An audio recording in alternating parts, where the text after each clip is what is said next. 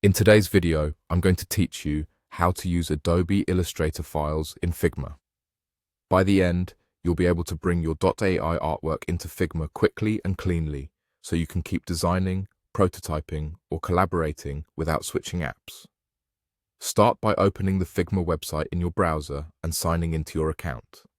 You can use the desktop app as well, but the steps are the same. Make sure your Adobe Illustrator file is saved and easy to find on your computer. If possible, keep it tidy in Illustrator before you start.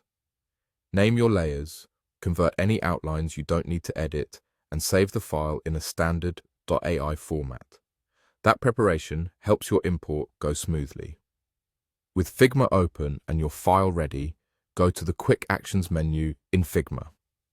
If you see an Actions option in the interface, click that.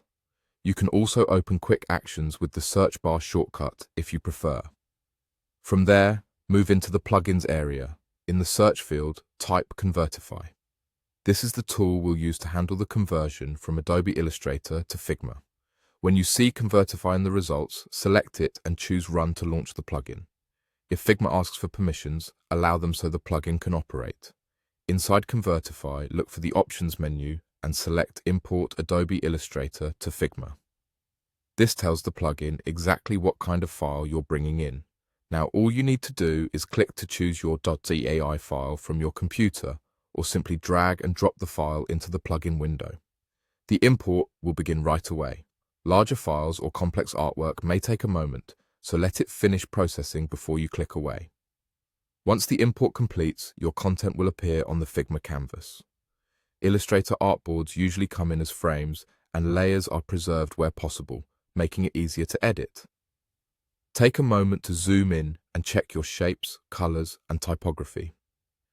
If you see any font substitutions, install the missing fonts or swap them for available ones. Embedded images, complex blend modes, or certain effects might come in as rasterized elements.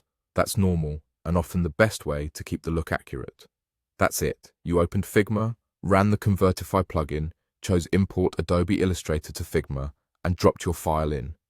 From here, organize your frames, rename layers for clarity, and start iterating. Keep a backup of the original Illustrator file in case you need to re-import or reference it later. Thanks for watching, and enjoy designing in Figma with your Illustrator work seamlessly in place.